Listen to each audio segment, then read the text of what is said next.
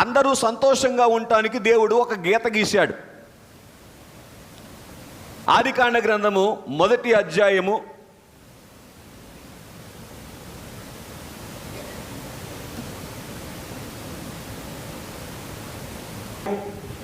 26వ వచనములో దేవుడు మానవుని విషయములో గీసినటువంటి గీత, లేకపోతే మానవుని కొరకు రాసిన రాత ఏంటి అంటే, దేవుడు మానవుని విషయంలో రాసినటువంటి రాత గీత మళ్ళీ చెప్తున్నాను ఏంటో తెలుసా?